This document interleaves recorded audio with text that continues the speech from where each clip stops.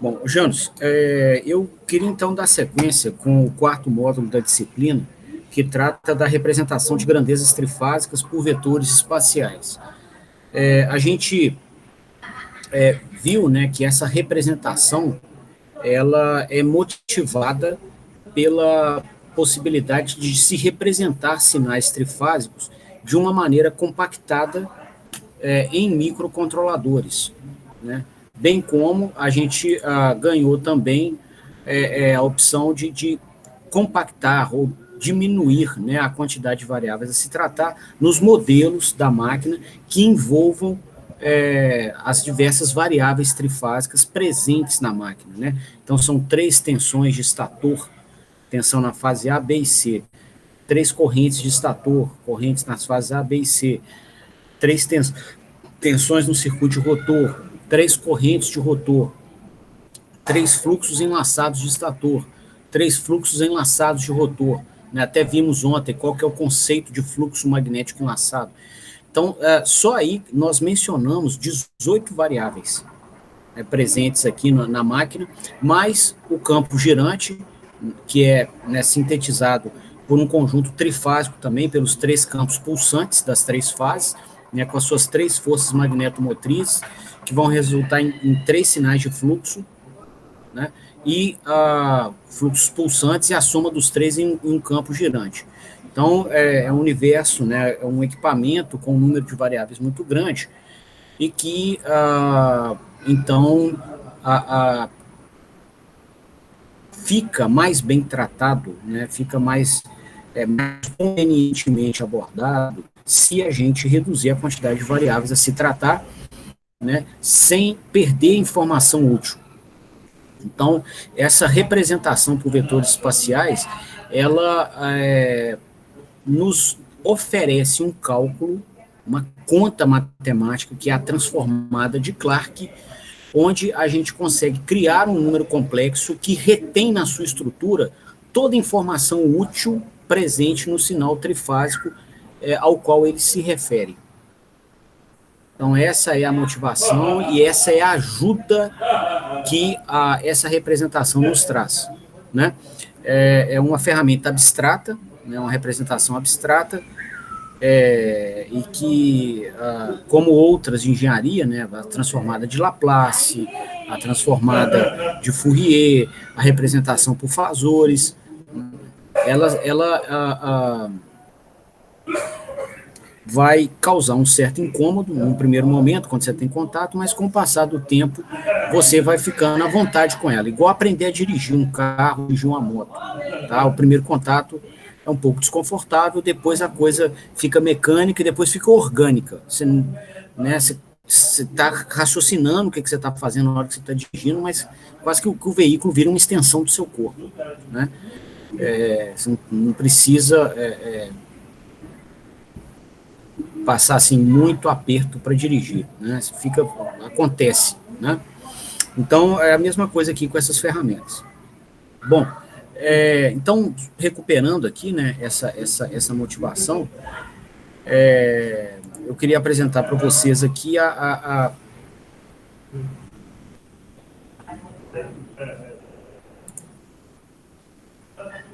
queria mostrar uma apresentação que eu fiz.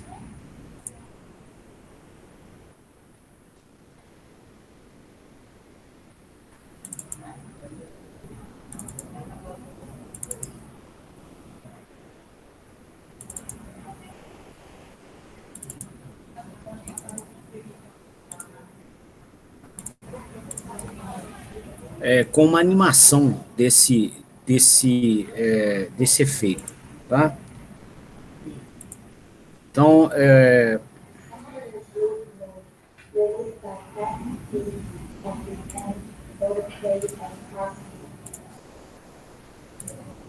aqui, ó, a gente então está com a representação do campo pulsante em uma fase, ele está pulsando aqui, ó. Aqui seria o polo norte, aqui o retorno das linhas de campo com o polo sul, né? E ele acompanha, né, a corrente que alimenta a bobina. Então, por exemplo, se fosse a corrente na fase A, a gente teria o campo pulsante na fase A, né? Esse mesmo campo pulsante desenhado aqui na máquina, ele está representado aqui, ó, no eixo cartesiano. A gente abriu os 360 graus da máquina para poder mostrar o comportamento dele. Tá vendo? Ele pulsa. Então, é um sinal senoidal no espaço que fica pulsando, né? Em uma fase. Né? Com as três fases, o que vai acontecer? Nós vamos ter aqui os três ímãs pulsando, né, com seus picos, né, aqui está o em vermelhinho, está a força magnetomotriz da fase A, em verde o da fase B, em azul da fase C. Desculpa, o azul é o da fase A, o verde da fase B e o vermelho da fase B e o verde da fase C, né? Então, estão os três aqui, ó. O pico deles ocorre, né, em pontos diferentes do espaço, eles são defasados de 120 graus, e eles chegam ao valor de pico também em instantes diferentes, tá? Então, você tem três ímãs pulsantes, né, defasados de 120 graus no espaço e no tempo, né, acompanhando, né, uma estratégia de montagem, né, que são três bobinas com eixos magnéticos defasados de 120 graus no espaço, tá? E uma estratégia de alimentação a essas bobinas que preconiza né, a circulação de correntes defasadas de 120 graus no tempo, igual está aqui em cima, ok? Aqui a gente vai ter aqui do lado os três ímãs pulsando aqui na máquina. Tá? Pulso da fase A chega no pico, depois o da fase B chega, depois chega o da fase C, e aí isso vai se repetindo ciclicamente na mesma frequência das correntes que alimentam esses eletroímãs.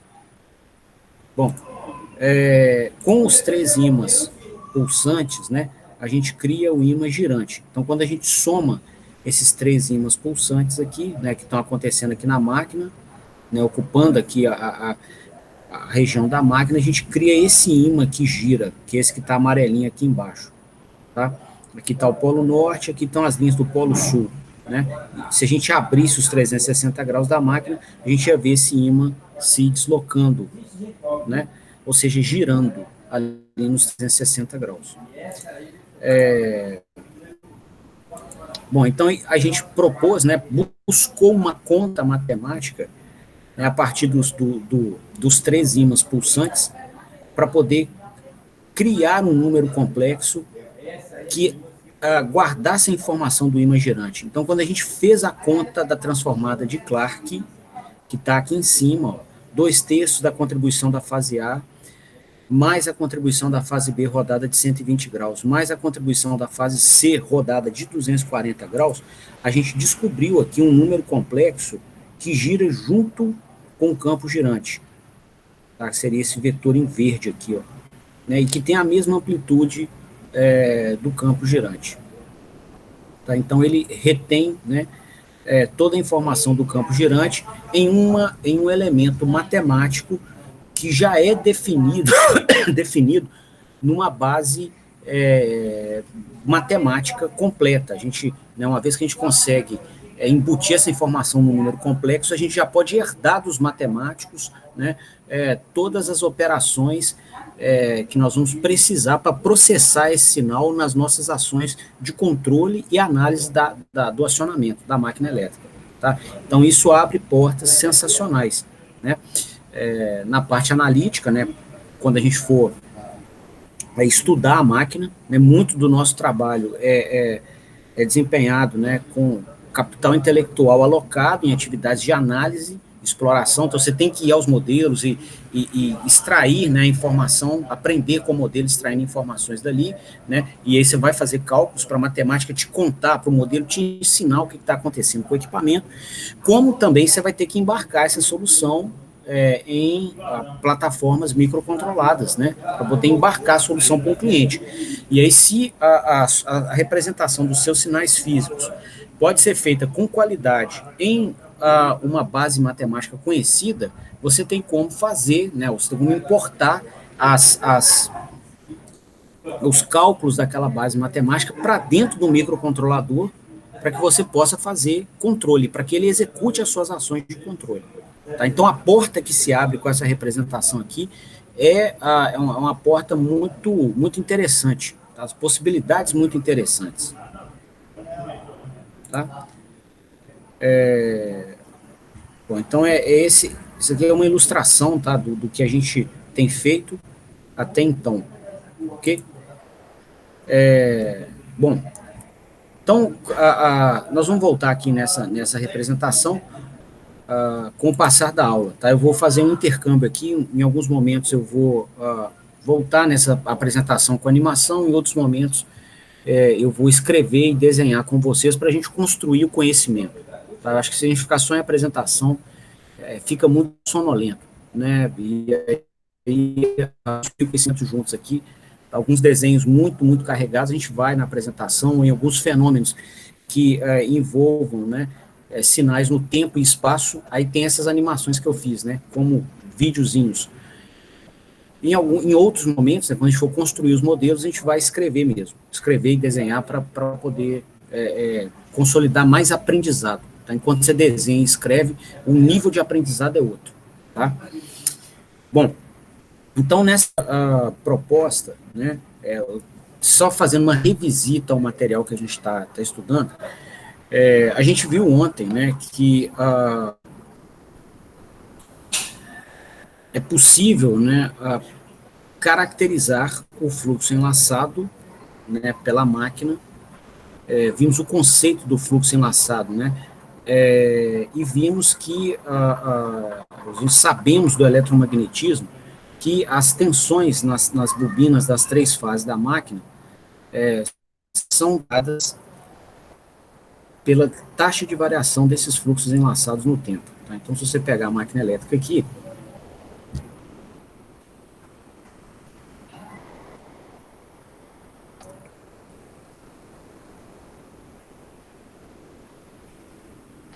a gente colocar aqui a fase A,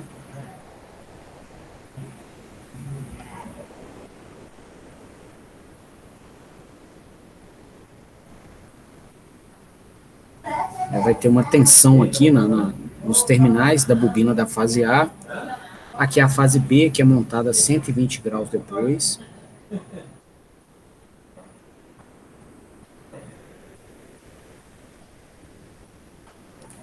E aqui é a fase C, montada com seu eixo magnético a 240 graus da fase A.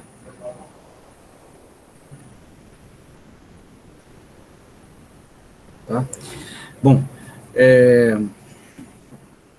a gente vai ter fluxos enlaçados por essas três bobinas, né, que vão ser diferentes. Então, por exemplo, vai ter um total de linhas de campo magnético no estator que vão passar por essas bobinas, né, e vão caracterizar em um dado instante um fluxo enlaçado por elas. Por exemplo, está nosso campo girante aqui, polo norte, polo sul, né, e aí em um dado instante a gente vai ter um fluxo total enlaçado pelas bobinas da fase A, igual a gente estudou ontem, né? E aqui existe, né, segundo a primeira lei de Maxwell, existe uma ligação dos mundos elétrico e magnético, tá? Então você pode dizer que a tensão na fase A, em um dado instante, vai ser dada pela taxa de variação do fluxo enlaçado no tempo, tá? O fluxo enlaçado pela bobina da fase A. Da mesma forma, a tensão na bobina da fase B vai ser dada pela taxa de variação do fluxo que é enlaçado no interior da bobina da fase B no tempo. E a tensão na fase C vai ser dada pela taxa de variação do fluxo enlaçado na bobina da fase C no tempo. Ok?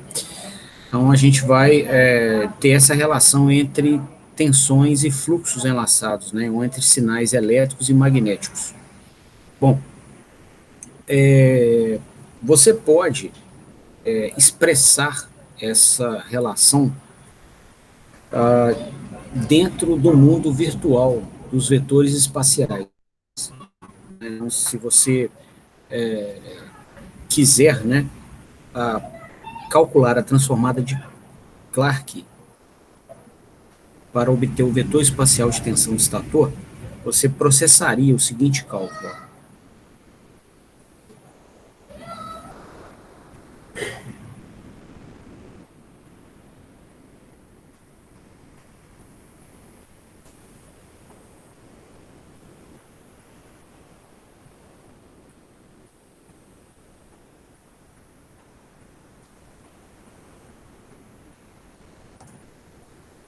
é isso? Só que pelas relações que a gente apresentou aqui em cima, essas tensões, né, são associadas às respectivas derivadas de fluxo magnético.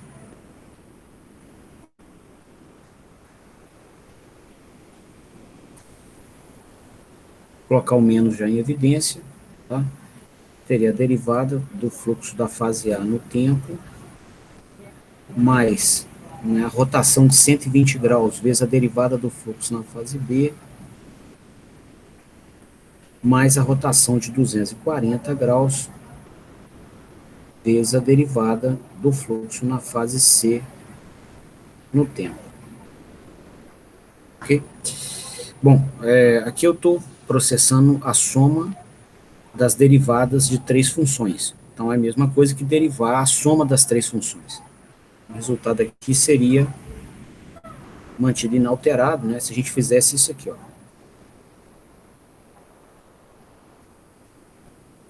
Derivada no tempo de tudo isso aqui, ó. 2/3 do fluxo na fase A, mais A vezes o fluxo na fase B,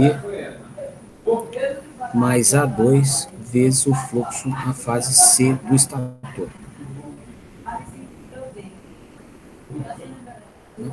Só que essa expressão que está no interior dos colchetes tem exatamente a estrutura da transformada de Clark usando os fluxos nas fases A, B e C do estator. Então, esse é o fluxo de estator em alfa-beta. Igual a gente processou aqui em cima, quando calculamos o vetor espacial de tensão de estator, né? Contribuição da fase A, mais a contribuição da fase B rodada de 120 graus, mais a contribuição da fase C rodada de 240 graus. Isso, então, permite que a gente tome aqui esse encadeamento de igualdades e fale o seguinte, ó, que o vetor espacial de tensão de estator é dado pela taxa, ou ele caracteriza a taxa de variação do vetor espacial de fluxo de estator, né? Então, se a gente impõe uma determinada tensão na máquina trifásica, né, observa aqui que o vetor espacial de tensão de estator ele tem a informação do sinal trifásico da máquina, igual a gente apresentou nas primeiras aulas aqui da transformada de Clark. Então, quando a gente impõe uma tensão trifásica, a gente está impondo a forma como o ímã vai variar na máquina. É isso aqui que a gente está fazendo, né? Então, se a gente aqui tomar os deltas, né?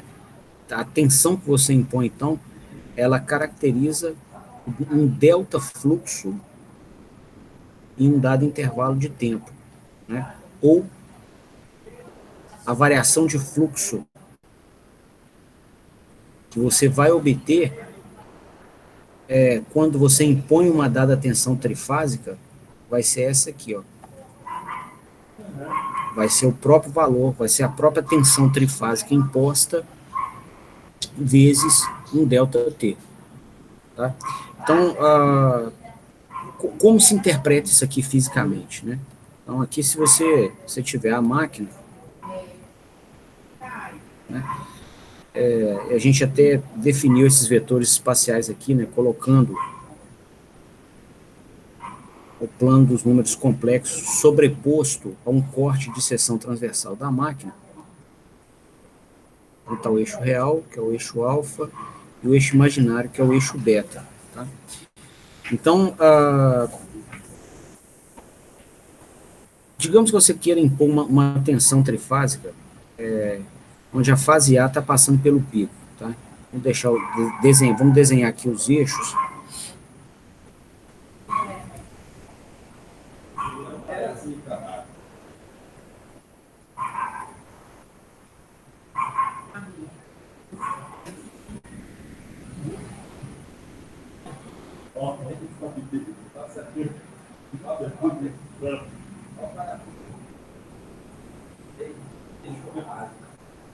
Aqui está a tensão da fase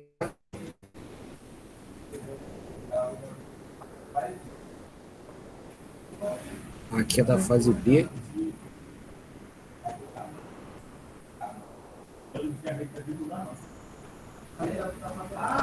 e depois a da fase C.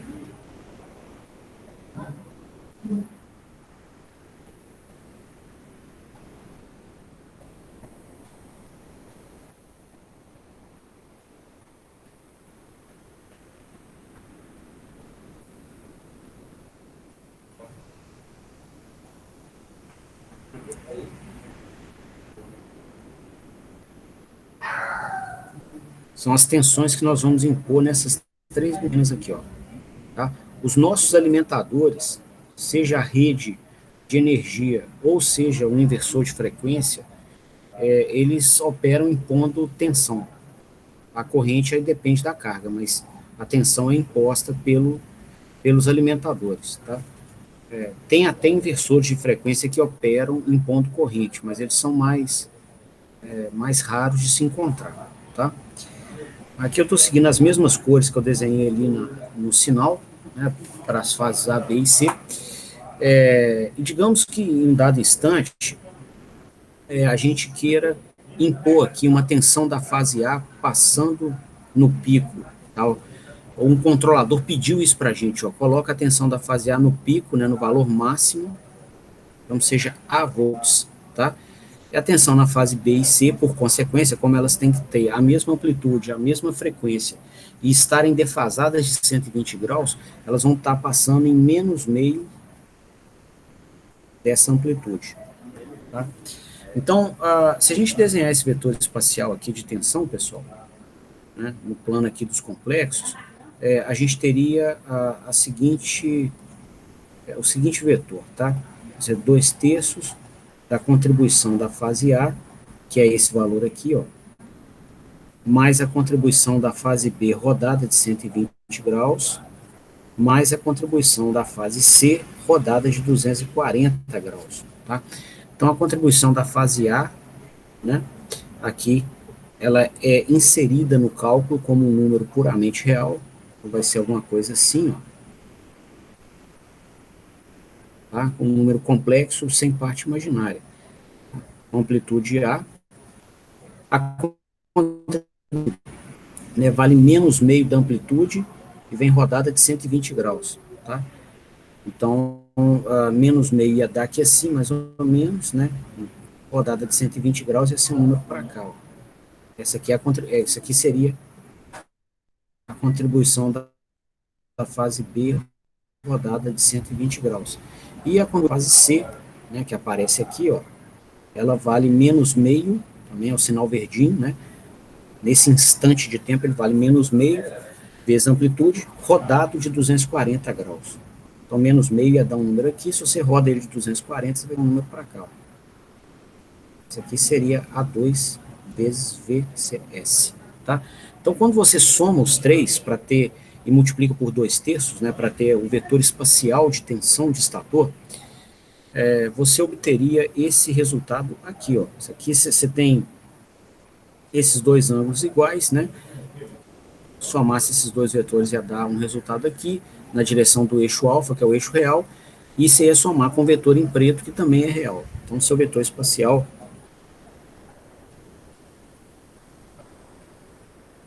nesse instante de tempo aqui, tá, seria dado por esse número complexo aqui. Ó, tá?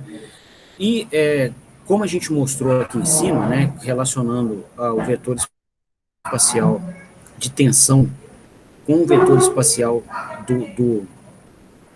do fluxo enlaçado, né, o que a gente observaria na máquina? Né? Então, enquanto nós estivéssemos impondo uma tensão trifásica representada por esse vetor espacial, tá? Então, enquanto o controlador que enxerga a máquina através, né, dos vetores espaciais dos seus sinais trifásicos, então, enquanto esse controlador estivesse pedindo para se impor essa tensão trifásica, a gente já está promovendo uma variação do ímã nessa direção aqui, ó, do vetor azul, que é o vetor de tensão.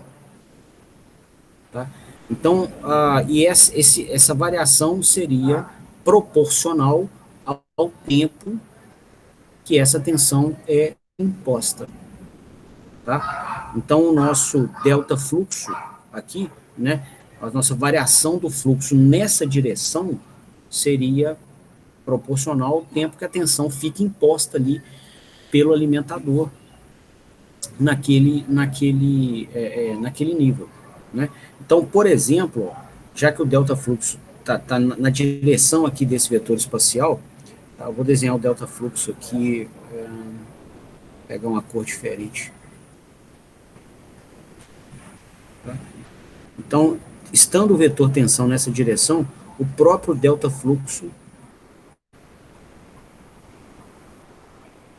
também estará. O que é um delta, né, que a gente tanto mexe aqui na engenharia, né? Uma variação. Então, variação do ímã seria nessa direção, tá? Então, quer dizer o seguinte, ó, se o ímã, nesse determinado instante, tivesse para cá,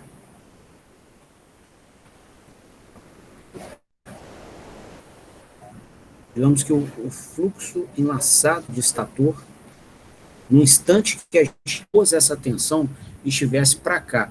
O fluxo nessa direção vertical que eu coloquei para baixo significa o quê?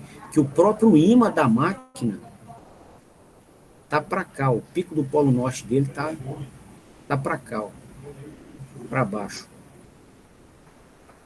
Tá? Então, se a gente impõe uma tensão trifásica com essa característica aqui, né, dentro do mundo do microcontrolador, ela seria representada por esse vetor espacial, e isso significa o quê? Que a gente ia pedir uma variação do fluxo nessa direção. Quer dizer, o fluxo está aqui, né, o seu vetor espacial está aqui, o próprio fluxo está aqui, fluxo de estator, né, que é o nosso ímã girante. Quando a gente pede para que ele varie para cá, né, a gente está pedindo para que ele saia daqui, some o fluxo aqui, e a gente obtém um novo fluxo para cá. Tá? Um novo fluxo magnético para cá significa que o quê? Né, o vetor espacial ele representa aquele ímã, né, aquele sinal trifásico ali. Então, e anda junto com ele. A gente fez um esforço para descobrir uma conta que levasse a um número complexo que anda junto com o ímã do mesmo tamanho do ímã. Então, se o fluxo magnético ao final veio para cá,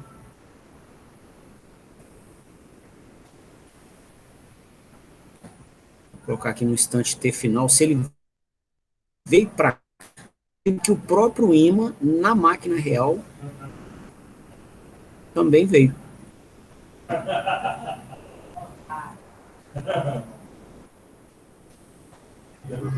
Então, saiu daqui e veio para cá. Tá?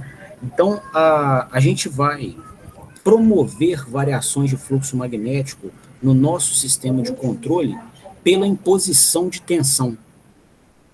Então, essa variação de fluxo magnético é necessária para que a gente tenha controle de torque no eixo. Então, a gente vai impor, né, a nossa tecnologia nos dá a opção de impor sinais de tensão nas 3 fases, que são esses sinais aqui, ó. E o nosso modelo nos mostra que a imposição dessa tensão trifásica vai promover a variação do ímã no estator da máquina. E aí, se a gente impõe uma tensão adequada, a gente faz com que o ímã varie de um jeito adequado também, do jeito que a gente precisa para ter um determinado nível de torque presente no eixo.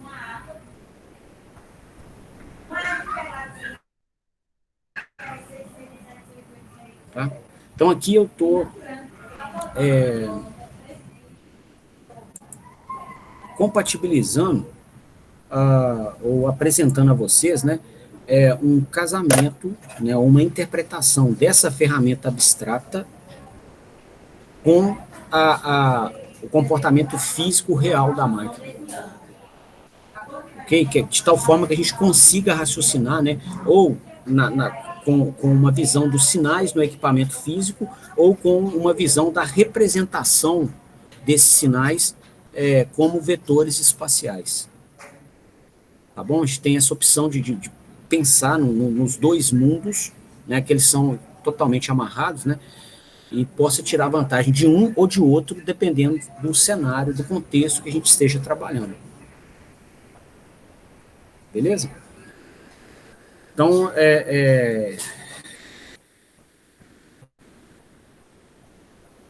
com né, a continuidade da operação da máquina, né, a gente vai vendo aqui, ó, em outros instantes, por exemplo, aqui, ó, quando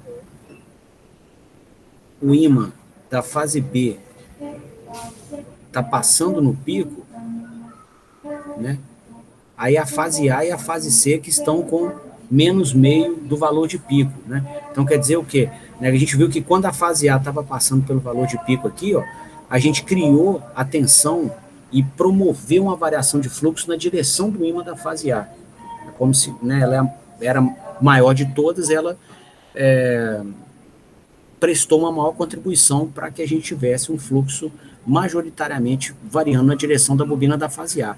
Quando a fase B estiver no pico, a gente vai promover uma variação do fluxo na direção da fase B, que é o próprio vetor espacial de tensão, né? Quando a gente calcular a transformada de Clark com esses três níveis de tensão aqui, a transformada de Clark está aqui, a gente calcular ela, nós vamos ter um vetor espacial de tensão para cá, na direção do eixo magnético da fase B.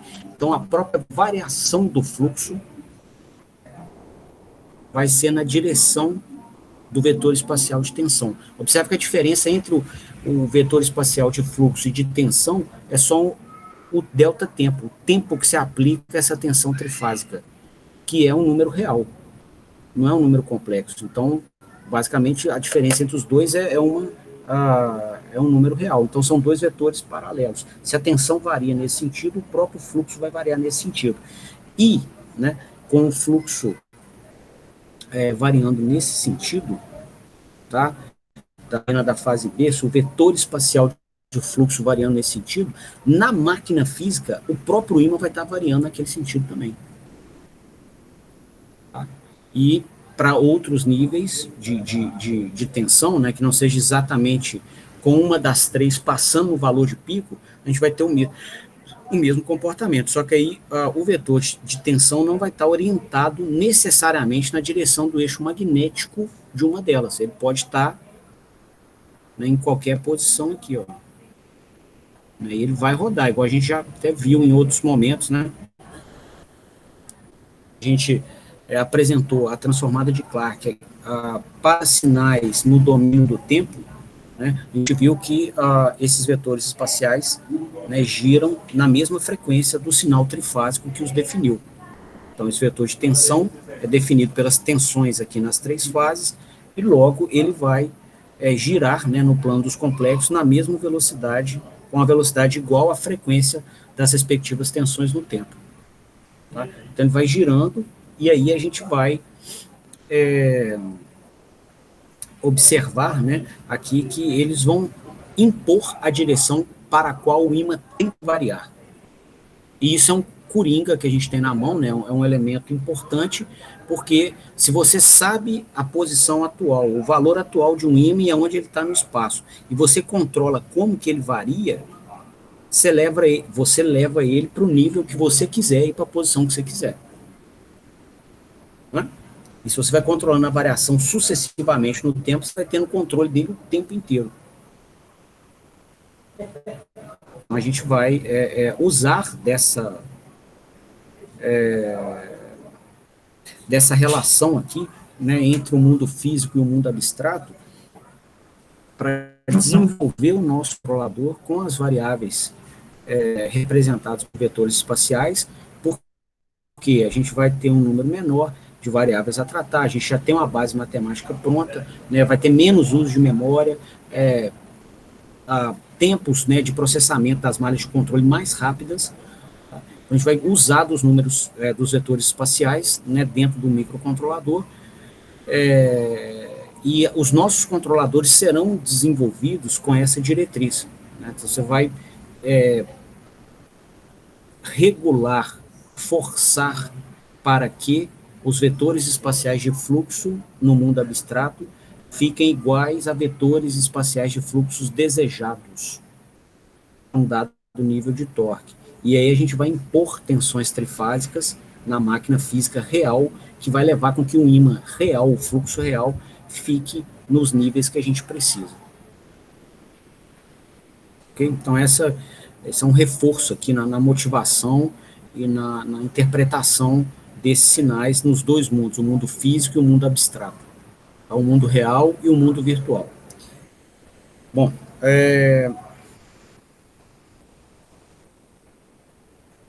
então essa proposta, ela já até começou a ser avaliada pela nossa equipe aqui, quando a gente propôs, né, um primeiro projeto conceitual do nosso controlador de torque. Então, eu vou repetir esse projeto conceitual aqui, e ele contemplava o seguinte: a gente recebia um comando de torque de um controlador ou diretamente de um cliente, tá? Então, se a nossa planta mecatrônica for uma moto ou um carro elétrico, por exemplo, o comando que o cliente manda já é diretamente um comando de torque. Bom, a gente então recebia, né, na entrada do nosso sistema esse comando de torque, e a partir dele, do modelo da máquina, a gente implementava uma função, um bloquinho de um gerador de referências.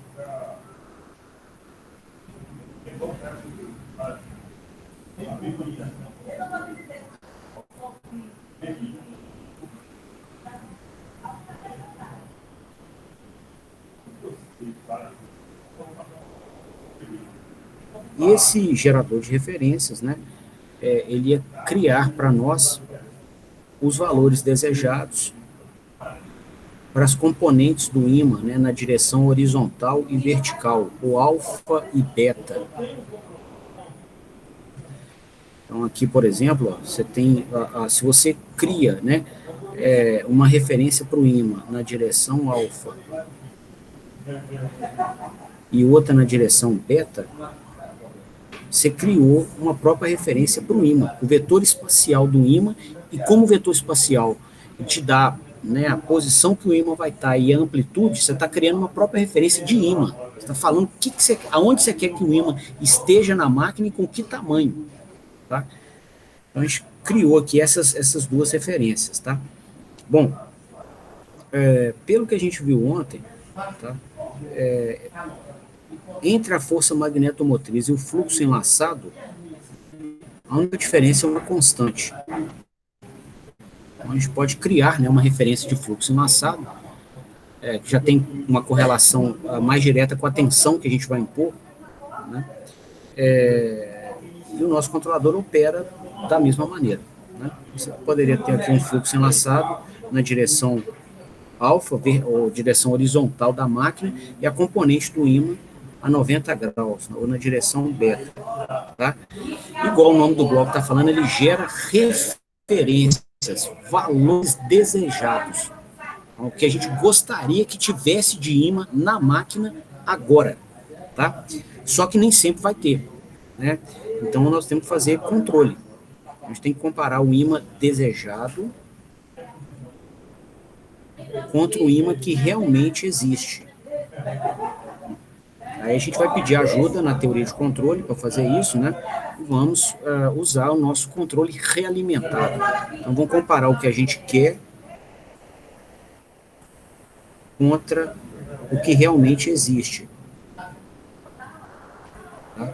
E o que realmente existe, né, vai ser o quê? Vai ser a nossa medição de fluxo magnético enlaçado. Né? Essa medição pode ser processada, igual a gente mostrou nas aulas anteriores, fazendo medições de corrente,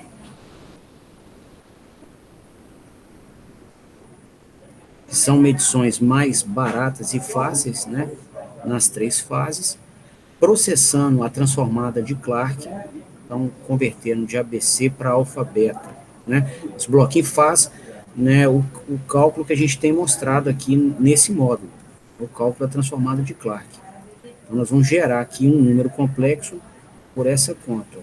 2/3 da contribuição da fase A, que está na entrada do bloco, mais a contribuição da fase B rodada de 120 graus, mais a contribuição da fase C rodada de 240 graus. Né? Então, sairão daqui, né, componente IS alfa, que é a parte real desse número complexo, e a parte imaginária, que é o IS beta.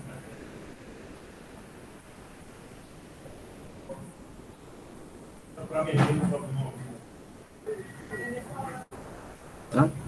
Bom, a gente viu que da corrente para a força magnetomotriz, a diferença é só o número de espiras na direção do eixo magnético, né? Então, entre a posição zero e a posição do eixo magnético, é uma constante. E entre a força magnetomotriz e um fluxo enlaçado, a diferença também se dá por constantes, tá? Constantes geométricas e do material da máquina, que foi o material da aula de ontem. Então, se a gente multiplicar isso aqui, cada um dessas componentes por uma constante, a gente vai obter aqui o fluxo enlaçado da máquina na direção alfa, que a gente vai comparar então com o valor desejado, e o fluxo enlaçado na máquina na direção vertical, né? A direção vertical no plano físico real corresponde ao eixo imaginário no nosso plano virtual, no nosso mundo virtual, dentro do nosso programa de computador. Ok? Então, comparando o que a gente gostaria contra o que a gente tem, vai ser produzido um erro. Essa comparação dentro de um computador processada por uma unidade lógica aritmética vai ser por uma subtração, né? Você compara dois sinais. Se o que você tem é igual ao que você quer, a subtração vai ser zero. Se não for zero, significa que tem erro. O que você tem de sinal não é igual ao que você gostaria de ter. Tá?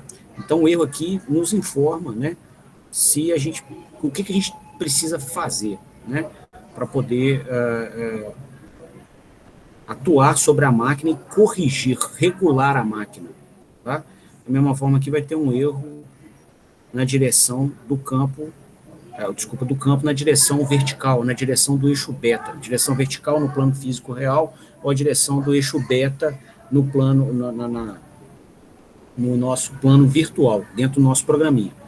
Aí nós vamos, então, tratar esse erro, né, por compensadores, por exemplo, um compensador PI aqui, ele vai pegar esse sinal de erro, o proporcional ele vai multiplicar por um ganho proporcional, e o I significa que ele vai integrar esse erro e multiplicar por um ganho após o cálculo da integração. Então, ele integra o erro e multiplica por um ganho. E ele soma a saída do proporcional com a saída do integrador, e aqui a gente passa a ter, então, os comandos de tensão que a gente tem que impor para conseguir corrigir, né, os fluxos nas direções adequadas.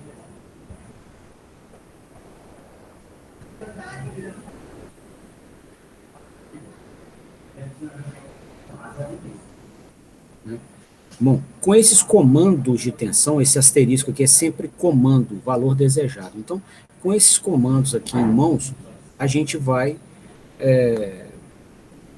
processar a transformada de Clark inversa, que foi o que a gente viu na segunda-feira.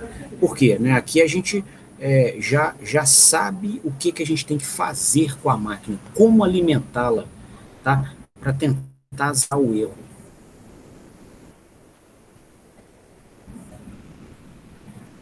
Só que a nossa máquina, né, no mundo físico real, tem 3 fases. Então, nós vamos ter que converter essa informação do sinal trifásico que está no mundo abstrato do nosso programa para o mundo físico real. Então, a gente vai ter que pegar e fazer uma transformada de Clark inversa, sair do alfa beta e voltar para o ABC. contrário do que a gente fez aqui com as correntes, ó, quando a gente saiu do ABC e fomos para o alfa beta, né? Então, aqui era a transformada de Clark, onde a gente criava o vetor espacial. Aqui é a transformada de Clark inversa, onde a gente sai do mundo dos vetores espaciais e volta para o mundo ABC.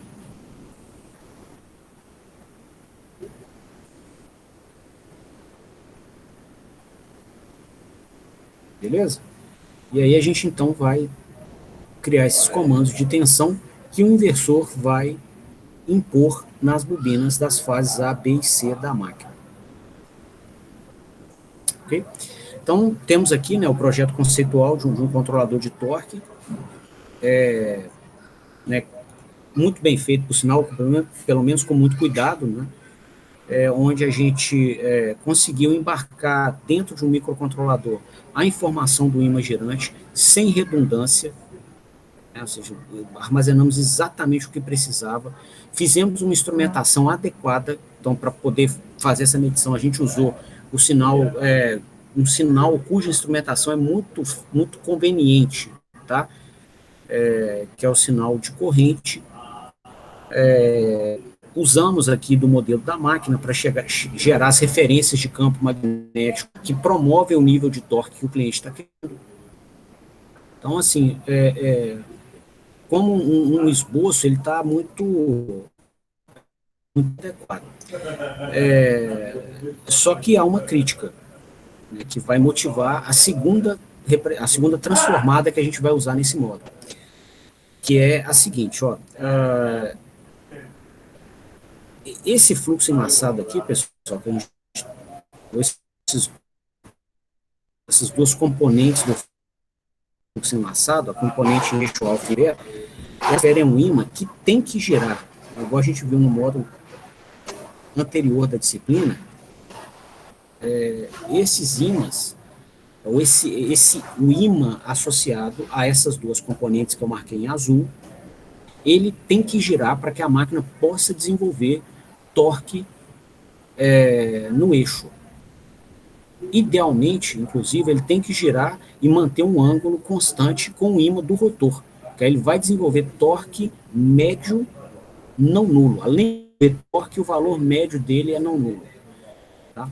Bom, o que a gente fez aqui, né, quando a gente criou essa representação matemática para os vetores espaciais? Né? A gente gastou uma engenharia violenta para criar um número complexo que anda junto com o ímã. Foi isso que a gente fez. Né? Então, se o número complexo anda junto com o ímã, né, e o ímã é girante, significa que o número complexo também vai ser girante. Né? Então, repetindo o desenho aqui, para não carregar o último, se tiver a periferia da máquina aqui, ó,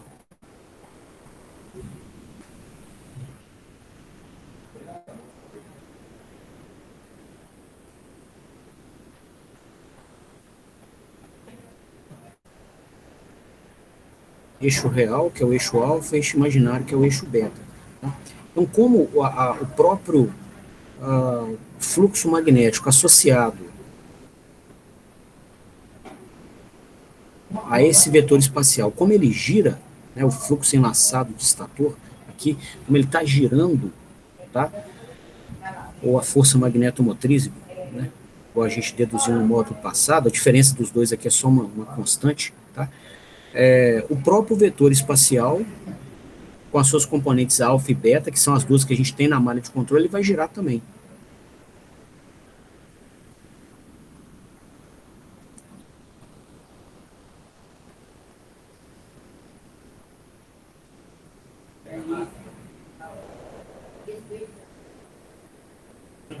Tá? Coladinho com o ímã. Tá? A gente fez uma força danada para criar uma conta que inventasse esse número complexo que gira com o ímã do mesmo tamanho do ímã. Okay? Só que na hora que ele girar, o que vai acontecer? A parte real dele, a componente alfa, aqui, ó, vai ficar pulsando. Né? Então, na hora que o ímã tiver com seu polo norte orientado nessa direção horizontal, o fluxo magnético vai estar para cá. o vetor espacial de fluxo magnético, e a sua componente alfa está aqui. Depois ele vai girando. O que vai acontecendo aqui com a componente alfa? Reduz, reduz, reduz, ele vem para cá, ela reduz mais, ele fica orientado aqui com a direção vertical, ela fica zero, depois ele vem para cá, ela fica negativa, depois ele vem para cá, o módulo dela cresce, né, mas está negativa, depois ele vem para cá, né, o módulo cresceu, depois ele está bem alinhado aqui na direção do eixo alfa, né, ele vai estar com o máximo módulo aqui na parte real, então ele vai ser um sinal no tempo, essa componente alfa, projeção do vetor espacial na direção do eixo real, ele vai ser um sinal no tempo que vai ter essa forma de onda aqui, ó.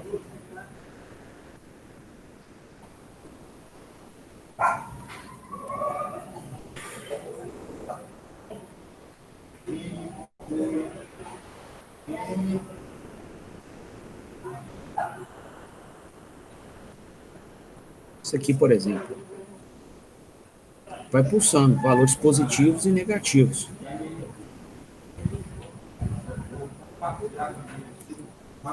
Desculpa aqui, eu...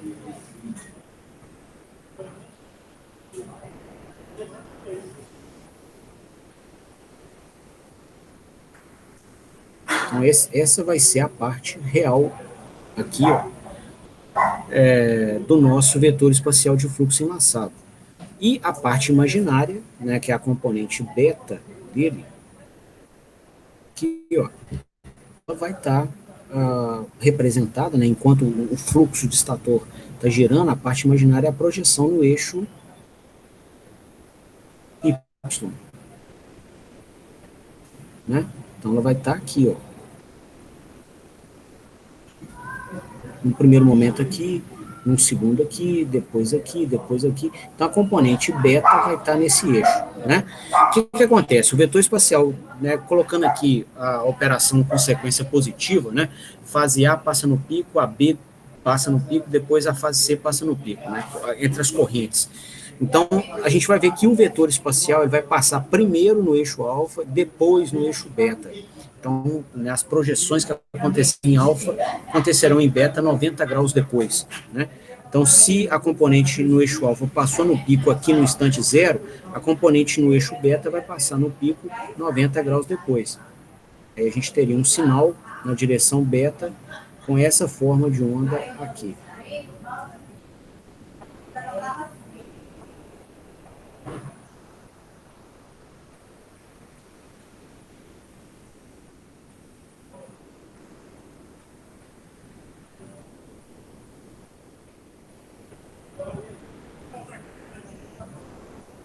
Ok?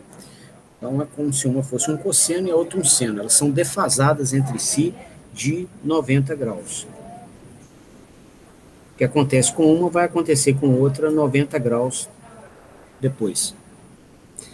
E então, para poder trabalhar, né, com esses sinais e processá-los dentro do microcontrolador, nós teremos que incorporar essa característica no nosso gerador de referências e produzir sinais pulsantes no tempo. Okay? Então, aqui nós vamos ter que chegar e produzir aqui na componente beta uma referência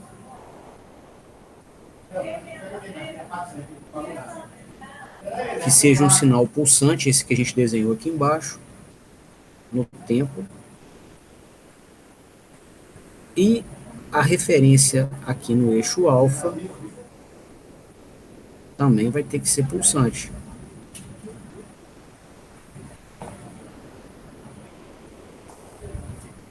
Foi a outra que a gente desenhou lá embaixo.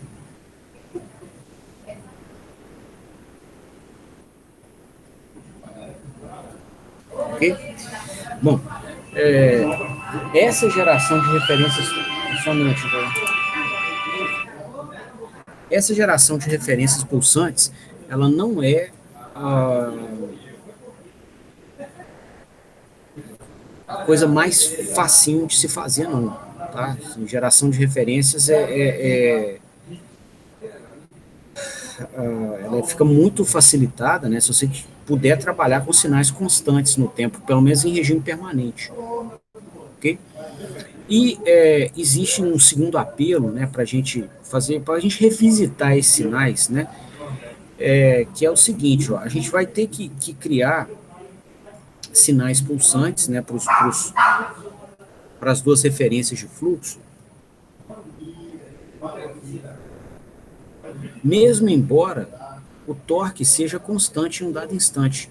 Então, o cliente da aplicação pode estar demandando da gente um torque constante que, e ainda assim a gente vai ter que, né, para atender aqui essa aplicação, a gente vai ter que criar, né, para impor esse torque constante na máquina, referências de fluxo pulsantes. Tá? Então, a geração de referências fica mais difícil, tá? A sintonia de ganhos também, tá? Porque a frequência, inclusive, desses sinais vai ter que mudar. Então, nasce aí uma pergunta, né? Assim, será que seria possível a gente trabalhar com referências de fluxo constantes, né? E com valores de fluxo também constantes aqui no nosso mundo virtual? O ímã vai girar na máquina, tá? Mas será que existiria uma representação que nos permitiria, né, tratar esse, esses fluxos aqui na malha de controle com valores constantes? Então, vamos dar uma olhadinha na relação, né, entre torque e fluxo para tentar responder essa pergunta. Então, eu vou voltar na apresentação aqui e eu queria mostrar uma figura para vocês. Essa aqui, ó.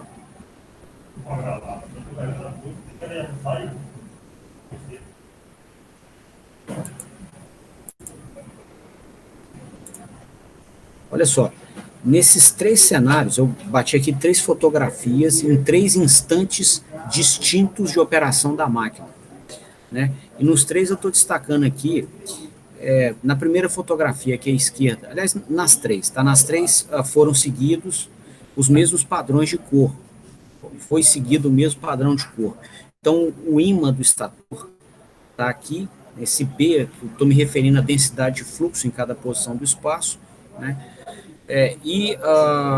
O ímã do rotor está em vermelho. Então, o ímã do estator está em azul e o ímã do rotor está em vermelho. Como o entreferro de ar da máquina é pequenininho, o espaço entre o rotor e o estator é pequeno, propositalmente pequeno, para que a relutância da máquina seja baixa. Tá? E aí você consiga, com cada ampere de corrente, criar o máximo possível de campo magnético. Então, essa que é a estratégia que está desenhada aqui, né, no projeto da máquina. Então, quase que todas as linhas de campo que estão no estator chegam também no rotor, num mecanismo chamado de acoplamento mútuo. Existe um acoplamento mútuo. São levemente diferentes. Algumas dessas linhas que estão no estator não chegam no rotor, e algumas dessas linhas de campo que estão no rotor não chegam no estator. Tá? Isso faz com que esses ímãs sejam diferentes nos dois circuitos. Tá? E aí, em um dado instante de tempo, igual esse representado aqui à esquerda, vai existir um ângulo delta entre estator e rotor, né, que é esse ângulo entre os dois picos dos seus polos norte, dos respectivos polos norte. E pela amplitude desses ímãs, né, pelo valor máximo do ímã do estator, do ímã girante do estator, e o valor máximo do ímã girante do rotor, juntamente com o ângulo entre eles, a gente vai ter um dado nível de torque. Em um instante posterior, onde esses ímãs, né, tiverem rodado, os ímãs tiverem girado, são ímãs girantes, campos girantes, se a gente tiver as mesmas amplitudes para os ímãs do estator e rotor e o mesmo ângulo entre os dois ímãs, você vai ter nesse segundo cenário um torque eletromagnético igual ao do primeiro. E se num terceiro instante, né, com esses ímãs já em outra posição angular, com os dois polos norte dos dois ímãs em outra posição angular, se eles tiverem a mesma amplitude e o mesmo ângulo, eles vão dar um torque nesse terceiro cenário que é igual ao do segundo, que é igual ao do primeiro. Então, para o torque que vai aparecer na máquina, tá, só importa a amplitude entre os ímãs e o ângulo entre eles. Ok? Então, a gente tem essa relação entre os ímãs e os torques, igual a gente estava, igual a gente começou a abordar no nosso controlador de torque, quando a gente estava refletindo, né, de possibilidades para facilitar aqui a geração de referências no nosso controlador. Então, vamos guardar essa ideia aqui. Eu vou voltar ali para o nosso controlador de torque, mas é importante para a continuidade do raciocínio que essa ideia fique bem marcada na mente, tá? Lembrar disso aqui, né? Ou seja, o torque só depende da amplitude dos ímãs e do ângulo entre eles, em qualquer posição angular que esses ímãs se encontrem no espaço, ok? Bom, com essa observação, a gente ganha aqui uma opção interessante, que é a seguinte: vamos considerar aqui no primeiro momento uma máquina que tenha ímã permanente no rotor, para facilitar o raciocínio, tá? E as conclusões que a gente vai tirar aqui servem para máquinas que não tenham ímã permanente no rotor, né? Que elas tenham o seu ímã do rotor sintetizado por um eletroímã. Tá? As conclusões são as mesmas. Então, só no primeiro momento, né, como a gente está tendo o primeiro contato com o material, a gente vai usar de uma estratégia que é inclusive preconizada na metodologia científica mundial, que é começar a abordar o problema num cenário mais fácil e depois você avançar, né, em complexidade. Okay? Então está aqui o estator da máquina, eu vou desenhar o rotor.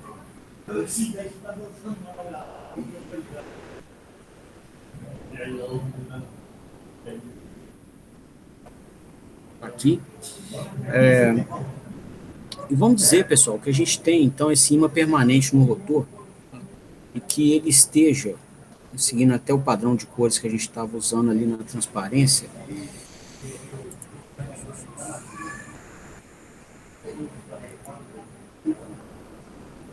Ó, ele fechou a apresentação. Em cima vermelho aqui seja o do rotor. Tá? E estou dividindo a peça do rotor ao meio. Digamos que a gente aqui uma forma que a gente tem o polo norte do rotor aqui e o polo sul do outro lado. Tá? Próxima faixa de 180 graus. Seja uma máquina de dois polos por fase. Tá? Bom, com essa distribuição dos campos, né?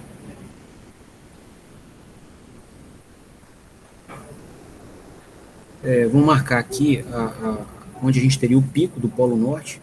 Essa linha aqui confundiu. Então, o Polo Norte está aqui, está distribuído aqui nesses 180 graus. Então, o pico dele estaria aqui, por exemplo.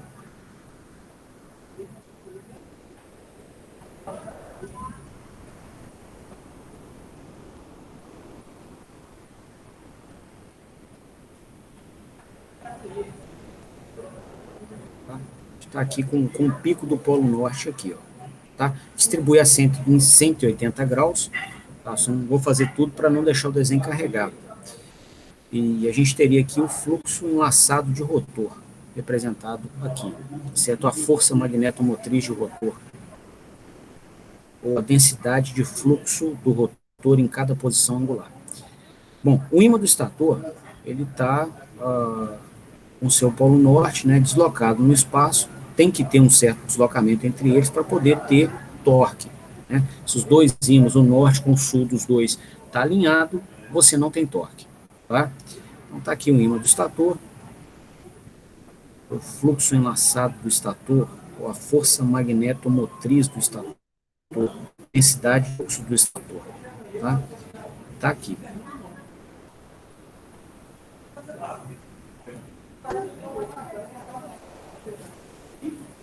Ok? Bom,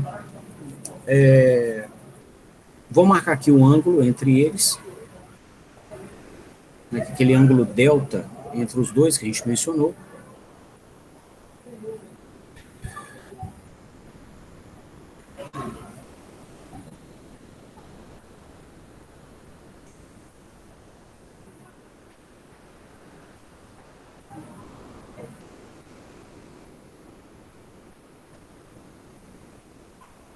Né? Bom, e nessa estrutura, né, pessoal, a gente já sabe, esses ímãs vão girar, né, são ímãs girantes, com a manutenção desse ângulo aqui constante, o torque eletromagnético no tempo também fica constante. Então, o cenário aqui já é do nosso conhecimento. Okay? Então já sabemos o que é que acontece aqui. Dentro do controlador que faz esse controle de torque, a gente vai ter que gerar referências aqui de fluxo enlaçado pulsantes, né, para conseguir fazer o ímã girar do jeito que a gente quer, com a amplitude que a gente quer, para que dê no eixo mecânico o torque que a gente quer também. Tá? Bom, esse torque, né, igual a gente mencionou, ele só depende da amplitude dos ímãs, o valor máximo deles, do estator, do rotor e o ângulo entre os dois. Tá? E a função que caracteriza essa dependência, ela é maximizada quando os dois ímãs, né, são ortogonais. Então, se você pegar dois ímãs, tá, e prender em torno de um eixo, digamos que seja esse eixo aqui, o torque entre eles é máximo quando eles estão a 90 graus e é mínimo quando eles estão alinhados. Né? Esse é um fenômeno maximizado com os sinais envolvidos em orientação ortogonal, né? Do cálculo, que função que modela isso para nós? Um seno. Né? O valor máximo do seno ocorre quando o ângulo, né, sobre o qual você está calculando o seno é 90 graus. Então, esse torque aqui vai ser dado por uma constante, tá? Nós vamos modelar isso depois, na segunda parte do curso. Vezes o fluxo máximo do estator, vezes o fluxo máximo do rotor, vezes o seno do ângulo entre eles.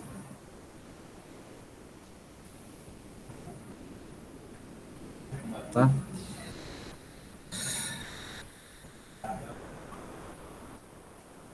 Bom, se a gente então olhar aqui para esse modelo, né, a gente vai observar algumas características interessantes aqui. Ó. Então, uma delas é a seguinte, ó, se a gente pegar aqui um ímã do estator, né, o ímã do estator é esse azul, eu vou representar o seu vetor espacial, que é o que a gente embarcaria no nosso controlador, aqui, ó. Então, está aqui o vetor espacial de fluxo de estator. Seria conhecido no referencial alfa beta, que é o que a gente está usando aqui o tempo inteiro. Estaria aqui, ó. Alfa beta.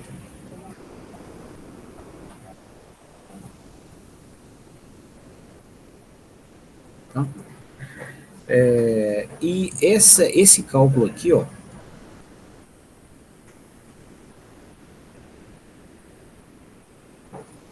fluxo de estator máximo vezes o seno do ângulo entre o ímã do estator e do rotor, esse ângulo está aqui, ó.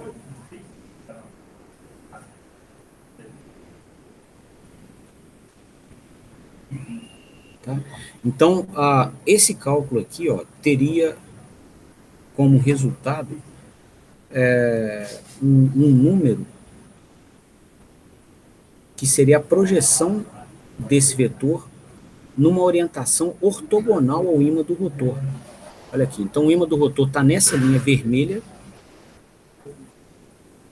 aqui. Quando eu faço essa conta aqui de baixo, ó, eu vou obter como resultado um número, né, quando eu faço o fluxo máximo vezes seno do ângulo, qual que é o resultado? É essa projeção aqui, ó.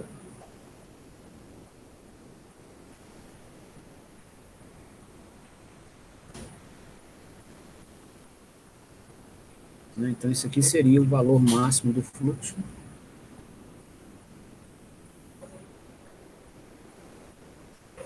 vezes... Vou apagar esse polo sul aqui, peraí. Vou criar espaço. Valor máximo do fluxo vezes o seno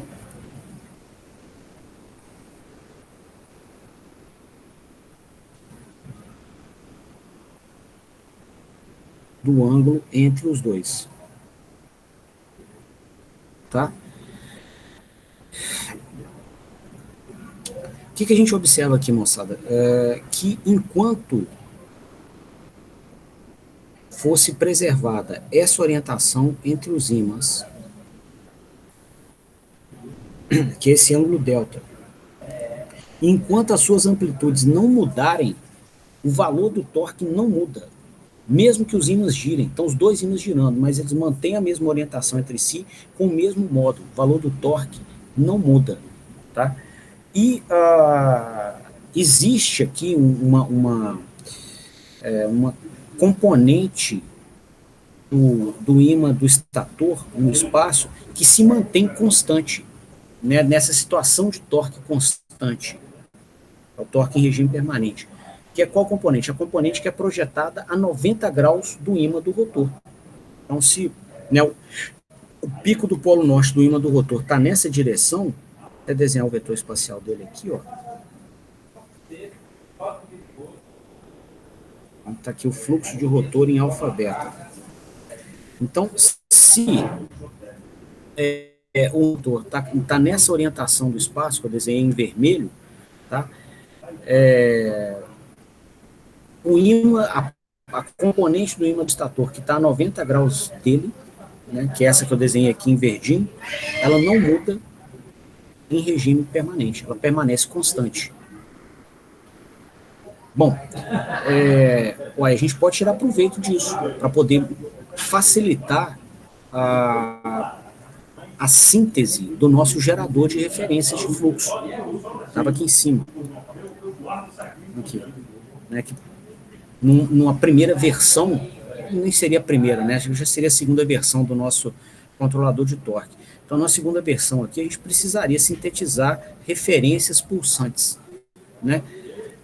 Sendo que a gente conseguiria, olhando aqui para o mecanismo, né, de síntese de torque por interação de ímãs, a gente seria capaz de regular o torque com componentes constantes no espaço. Tá? Que componentes seriam essas? O próprio ímã do rotor e a componente do ímã do estator, que é essa que está marcada aqui nesse quadrinho, a componente do ímã do estator projetada a 90 graus do ímã do rotor. Né? Bom, mas como que a gente iria conseguir representar isso dentro de um programa de computador? Né? Uma proposta seria a seguinte, a gente tem instrumentação adequada para medir a posição angular do rotor. Né? Então, se a gente está com um ímã permanente aqui no rotor, ó, polo norte, polo sul, a gente pode chegar aqui no eixo e instalar um encoder, por exemplo, né? E calibrar o encoder para que ele meça aqui a posição desse ponto do rotor. Vou marcar na cor diferente aqui. Podia medir para nós a posição desse ponto aqui do rotor. Sempre, né? E a posição desse ponto do rotor, a gente pegar bem no meio do rotor aqui, a posição do rotor seria o próprio ângulo do ímã do rotor, do pico do polo norte do ímã. Tá? E a gente pode medir isso dinamicamente, né? Ou seja, tem uma medição da posição do rotor o tempo inteiro. Né? Isso é perfeitamente possível com o recurso tecnológico que a gente tem na mão. Encoder, taco gerador, todos medem, o encoder mede posição angular. Tá? O taco gerador ele vai medir velocidade, mas você consegue integrando a velocidade obter a posição. Então, é perfeitamente possível medir a posição.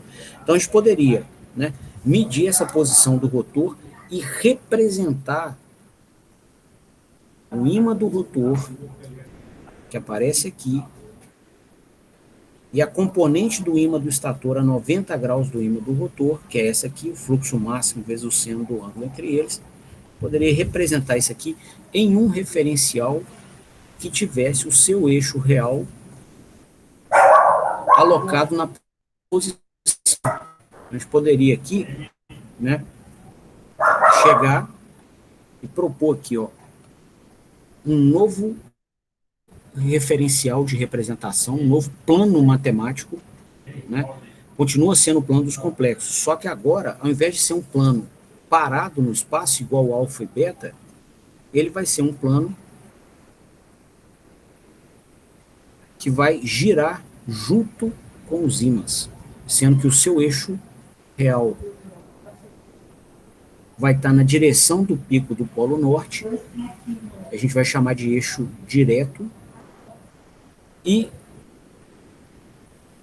vai haver um segundo eixo do sistema cartesiano, né, do plano dos números complexos, que vai ser usado para representar a parte imaginária desses números, que a gente vai chamar de eixo em quadratura, ou eixo Q.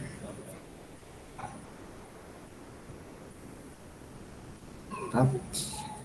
E se a gente, então, né, representasse os ímãs que giram nesse referencial que também gira, né, que teria inclusive a posição entre o seu eixo real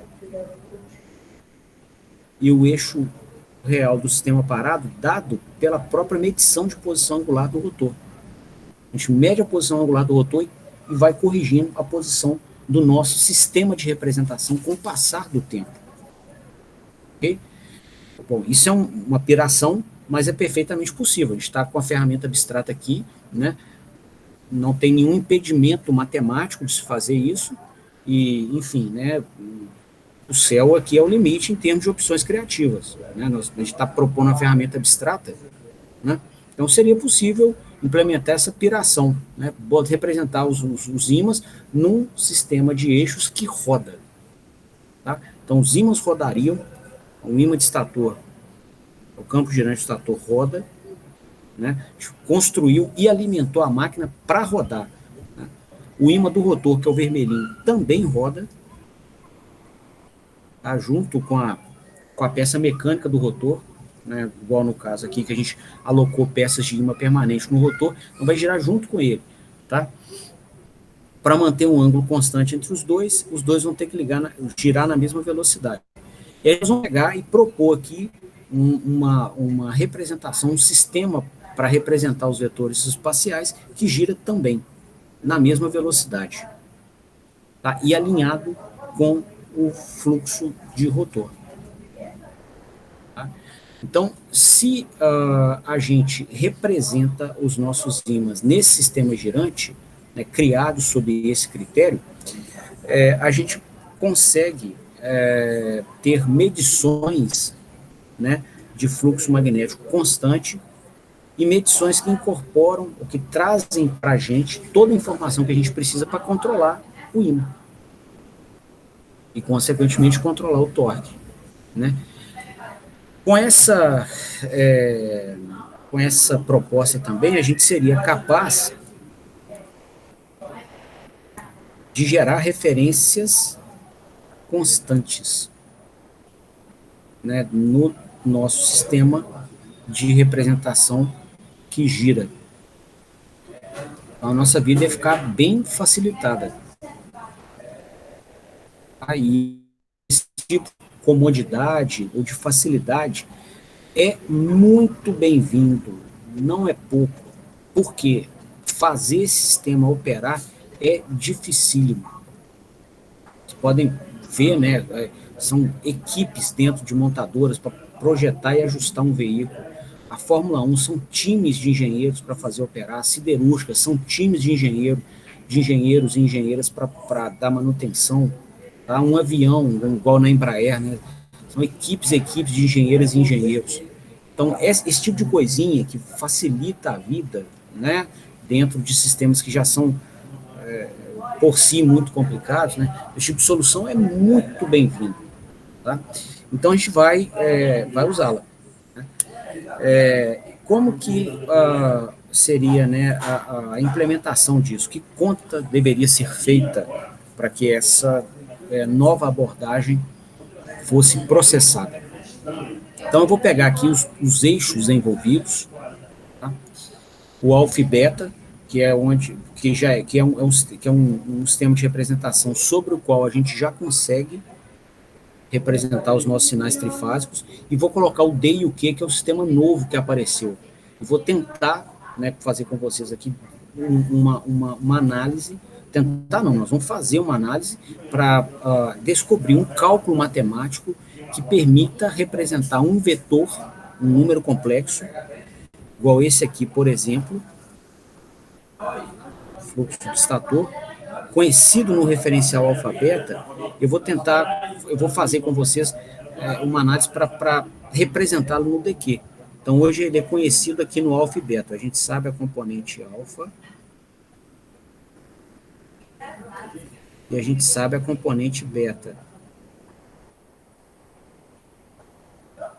A gente vai tentar descobri-lo na direção do eixo D, descobrir essa componente em D, e essa outra na direção do eixo ortogonal ao fluxo do rotor, a componente em eixo Q.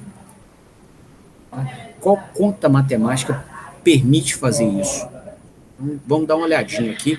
Isso, inclusive, esse estudo é muito parecido com o que vocês fazem, ou nós fazemos em robótica, ou quando a gente vai modelar sistemas de múltiplos corpos rígidos no espaço, quando você quer representar a posição, ou velocidade, ou aceleração de uma das partes do corpo no referencial da outra parte. Então, nesse cenário aqui, ó, a gente tem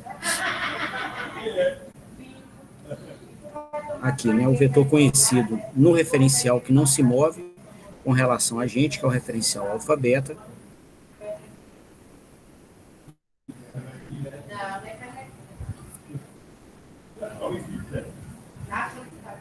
A gente conhece, por exemplo, o fluxo do estator.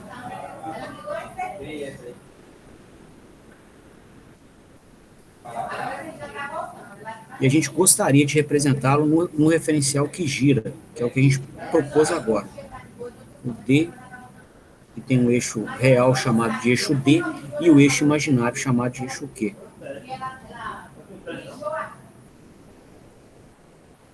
Tá? Então, já sabemos, né, representar em alfa-beta foi o que nós fizemos com a transformada de Clark. Então, esse aqui já é conhecido. Né? A gente pega e faz a continha, 2/3 da contribuição da fase A, mais a contribuição da fase B, rodada de 120 graus, mais a contribuição da fase C, rodada de 240 graus. Né? E se a gente quisesse representar esse mesmo número complexo, esse mesmo vetor espacial, no referencial DQ, né? Quiséssemos saber a projeção dele na direção D,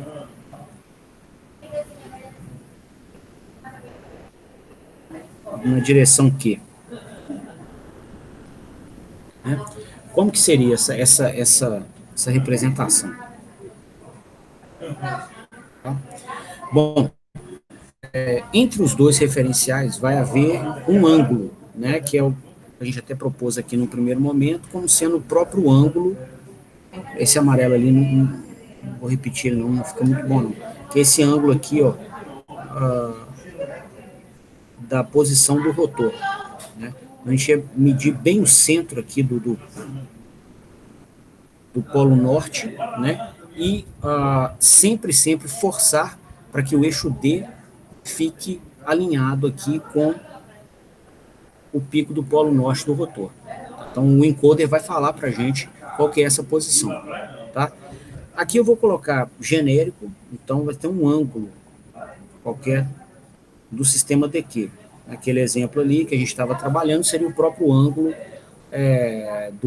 da peça mecânica do rotor. Tá? Você vai ter aqui um ângulo que varia no tempo. Okay? Bom, nós conhecemos aqui, né, esse ângulo. Tá?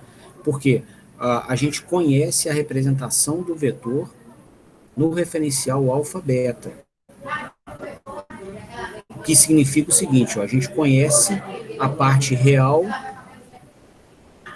e a parte imaginária do número complexo, ou o seu módulo, chamar de A, e o seu ângulo, vou chamar esse ângulo aqui de gama. Beleza?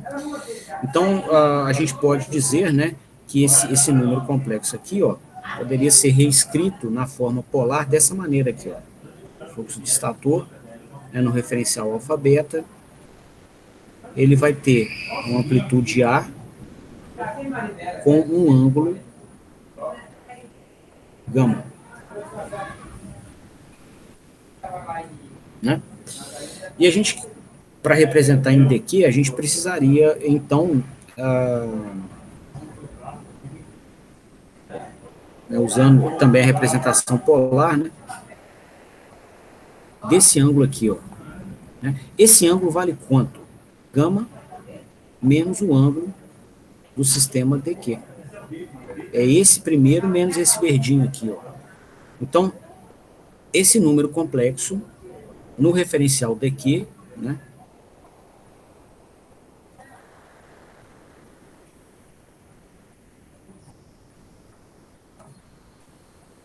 ele teria a mesma amplitude, não mudaria. Você só está representando um referencial que está rodado. Tá? O mesmo número complexo num referencial rotacionado. Então, o mesmo modo. Só que o ângulo dele aqui, ó, vai ser gama menos θ dq. Se a gente desenvolver isso aqui um pouquinho mais, ó, nós vamos obter o seguinte, ó.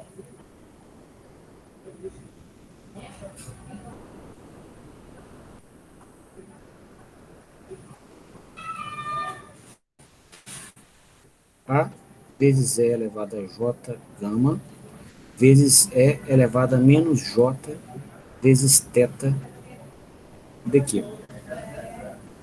Tá? Olha essa parcela aqui, ó.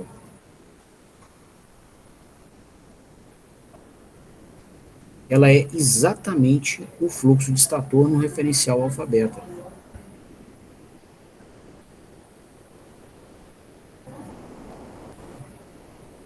O que a gente conclui, então? Que para representar, né, um vetor espacial desse, num referencial conhecido, que é o alfa-beta, sobre um novo referencial que está rotacionado com relação ao alfa-beta, que é o DQ, a gente pode tomar o vetor conhecido e rodá-lo de menos θ dq graus.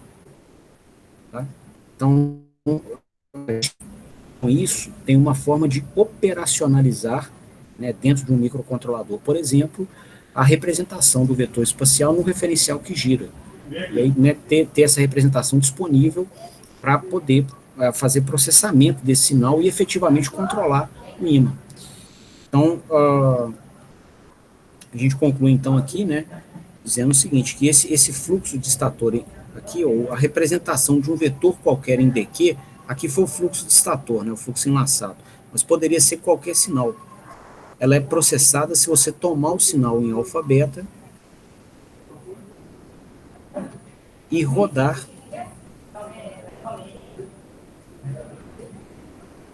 né, do ângulo entre o referencial parado e o referencial que gira. Tá? Esse cálculo aqui, pessoal, ele é chamado na literatura de transformada de Parque. Ele merece uma moldurinha, tá? Ele é muito, muito usado, e ele nos dá aqui a segunda transformação que a gente aborda nesse quarto módulo da disciplina. Então, a representação de grandezas trifásicas por vetores espaciais, ela contempla duas transformadas. Uma é a transformada de Clarke, que produz esse vetor espacial aqui em alfa-beta.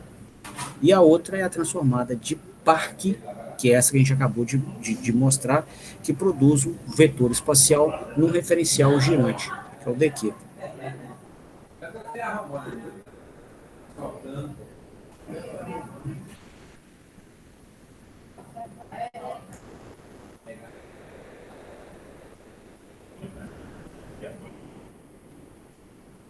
Ok? Bom, com ela em mãos, né, e finalizando a aula, a gente é capaz, né, de reescrever, né, redesenhar o nosso controlador de torque, tá, usando não somente a transformada de Clarke, mas também a transformada de Parque, para tratar com sinais constantes no tempo. Né? E aí a gente é capaz, inclusive, de gerar referências também constantes em DQ.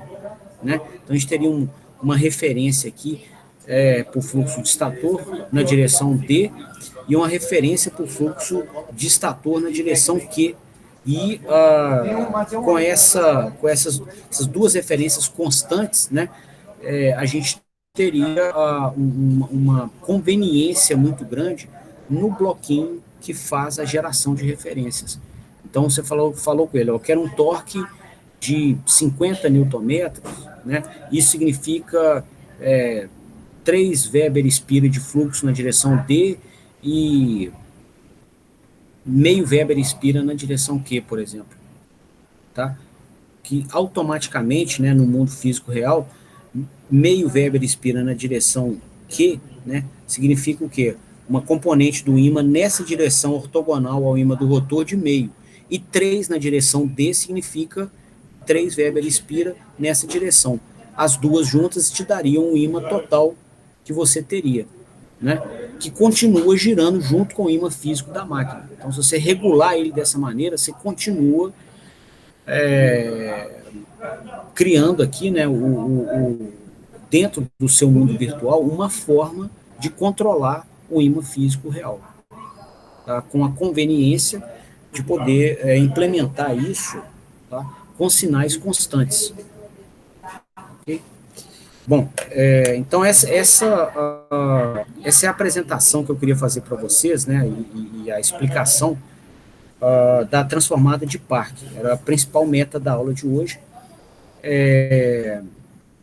Eu estou fundindo esse conceito aqui com o controlador de torque para que o conceito não se perca na matemática, ok? Então, só para diluir uma eventual estranheza, né, onde alguém pergunte assim, olha, pô, mas o foco aqui, né, do módulo é a representação das grandezas trifásicas por vetores espaciais. Por que a gente toda hora faz uma visitinha ao controlador de torque? Tá? Para que essa ferramenta matemática seja apresentada em um dos contextos onde ela se justifica. Aqui na Engenharia a gente não faz cálculo pelo cálculo, por desenvolver habilidades, né, algébricas. Tá? A gente faz porque a gente tem um ganho inerente a ela. E aí eu acho que fica muito mais bem aprendido e consolidado, né, se esse tipo de ferramenta matemática é apresentada no contexto físico que ela vai ajudar. Então, por isso que eu estou toda hora revisitando o controlador de torque, porque ali é um dos pontos, é um dos locais que essa representação vai ajudar muito.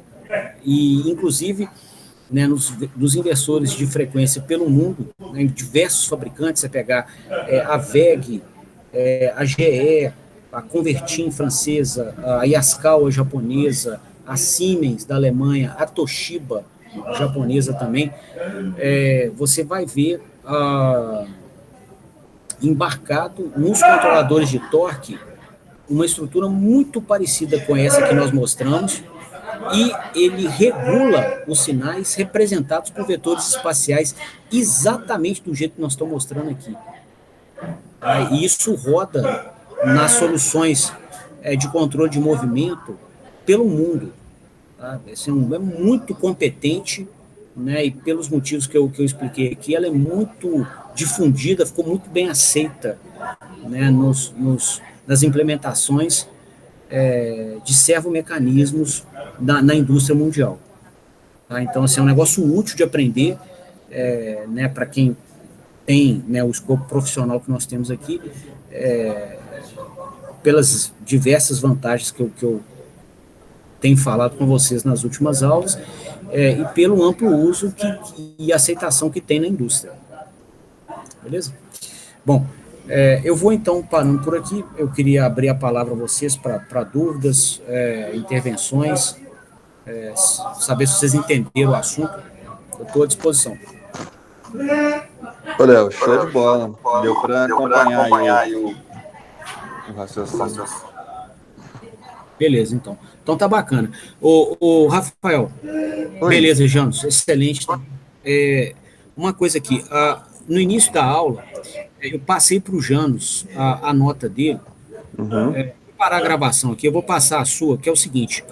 Boa.